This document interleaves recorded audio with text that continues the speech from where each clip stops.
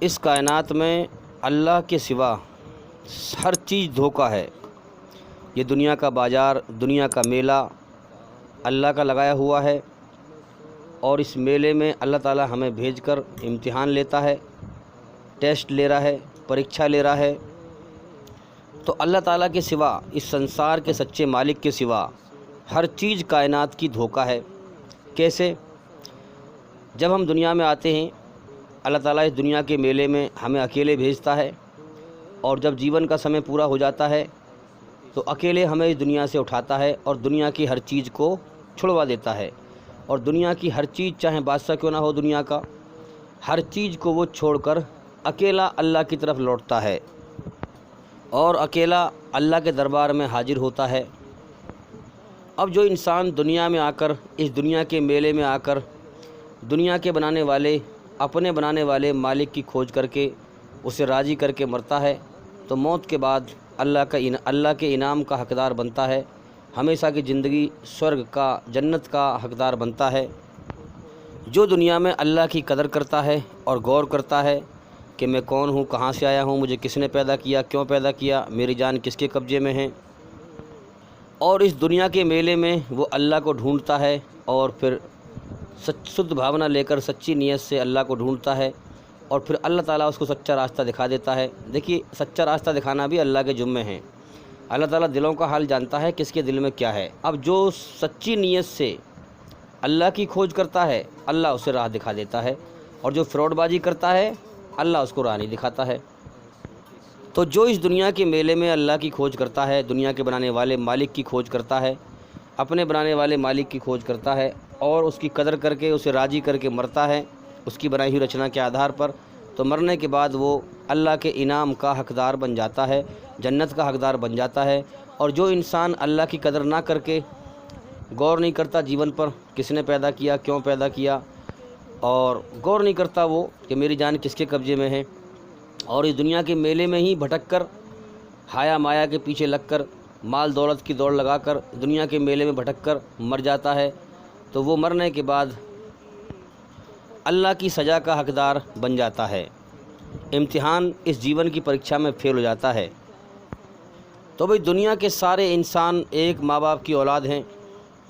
اللہ تعالیٰ نے سب کا ٹیسٹ لیا ہے کہ کون اللہ کی قدر کرتا ہے اور کون ناقدری کرتا ہے۔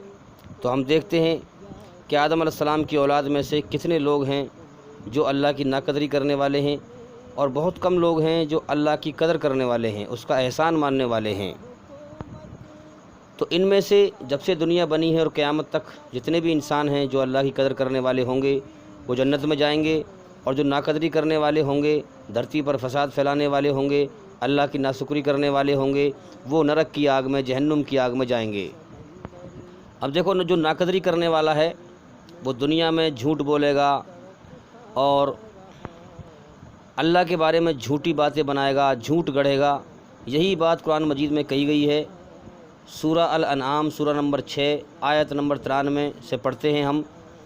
اور اس ویکتی، اس انسان سے بڑا ظالم کون ہوگا جو جھوٹ گڑھ کر اللہ پر مڑھے، یا کہے کہ مجھ پر پرکاشنا آئی ہے، یعنی جب اس کو اللہ تعالیٰ کا سچا پیغام سنایا جائے تو اس کو جھٹلا دے، ٹھکرا دے، اور اپنی طرف سے اپنے پیٹ سے گڑھ کے اور اللہ کے بارے میں باتیں بنائے کہ اللہ نے ایسے نہیں کہا، ایسے کہا ہے۔ جسے ہم دیکھتے ہیں بہت سے لوگوں کو، جب ہم ان سے کہتے ہیں کہ بھئی اللہ کی طرف دھیان لگائیں، اللہ کی عبادت کریں سچے من سے، اس کا علم حاصل کریں، تو وہ دنیا پرستی میں لگے ہوئے ہوتے ہیں، اور وہ کیا کہتے ہیں کہ اللہ کا سب سے بڑا حکم یہ ہے کہ اپنے بیوی بچوں کا پیٹ پالنا سب سے بڑی عبادت ہے۔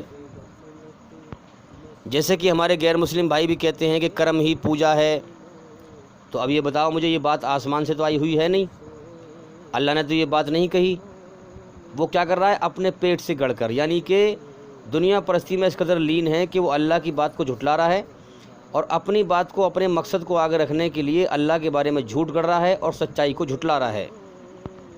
جبکہ اللہ تعالیٰ نے بیوی بچوں کا پیٹ پالنے کے لیے منع نہیں کیا، لیکن اس کا مقصد یہ نہیں ہے کہ آپ بالکل اللہ سے کٹ کر اور اپنے بیوی بچوں میں اور دنیا میں بھٹک جائیں اور جیون کا سمے برباد کر دیں۔ بھئی بیوی بچوں کا پیٹ بھی پالیں اور اللہ کی عبادت بھی کریں، اللہ کو راضی بھی کریں۔ اب فرشتوں کے جو نہ بیوی ہے، نہ بچے، نہ کھاتے، نہ پیتے، اللہ کی عبادت کرتے رہتے ہیں، ان کو تو بنایا اس لیے ہے۔ انسان کو کیوں بنایا ہے؟ تاکہ دنیا میں جا کر یہ محنت مشقت کرے گا، بیوی بچوں کا پیٹ بھی پالے گا، اور اللہ کو راضی بھی کرے گا، اللہ کے لیے محنت بھی کرے گا۔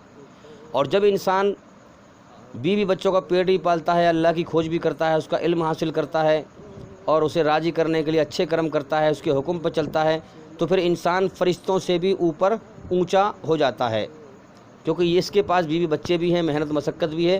فرشتوں کے پاس نہ بیوی ہے، نہ بچے ہیں، نہ کھاتے نہ پیتے، وہ تو صرف اللہ کی عبادت کرتے رہتے ہیں۔ اللہ نے ان کو پیدا ہی اس لیے کیا ہے۔ تو بھئی ناؤ کو رہنا تو پانی میں ہی ہے، لیکن ناؤ پانی میں ڈوب نہ جائے۔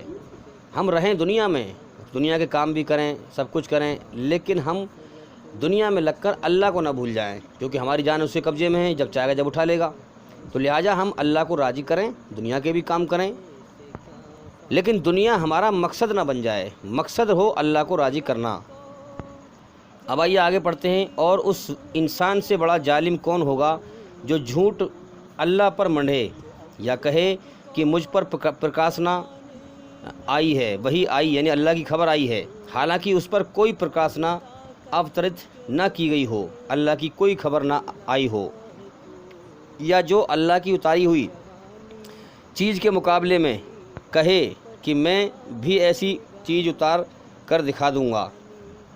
کیا ہی اچھا ہوتا کہ تم ظالموں کو اس حالت میں دیکھ سکتے جبکہ وہ مرتیو یاتناؤں میں، موت کی سختیوں میں ڈبکیاں کھا رہے ہوتے ہیں، اور فرشتے ہاتھ بڑھا بڑھا کر کہہ رہے ہوتے ہیں کہ لاؤ نکالو اپنی جان، آج تمہیں ان باتوں کے بدلے میں اپمان جنک جلیل یعنی اپمان جنک عذاب دیا جائے گا، سزا دی جائے گی، جو تم اللہ پر منڈ کر ناحق کرتے تھے، اور اس کی آیتوں کے مقابلے میں اللہ کی پرکاشنا، اللہ کے میسج، اللہ کی خبر کے مقابلے میں سرکشی دکھاتے تھے، اللہ کے سچے پیغام، سچی خبر کے مقابلے میں سرکشی دکھاتے تھے۔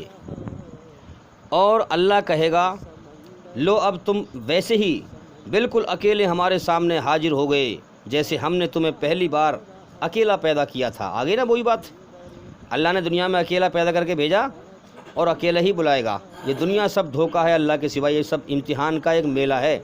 یہاں دنیا میں انسان کا ٹیسٹ لیا جا رہا ہے، یاد رکھیں۔ اور جس دن اللہ تعالیٰ موت بھیجے گا، ہاں اللہ الصمد، سارا جہان اس کے سامنے بے بس ہے، محتاج ہے، مگر وہ کسی کے سامنے بے بس نہیں ہے، محتاج نہیں ہے۔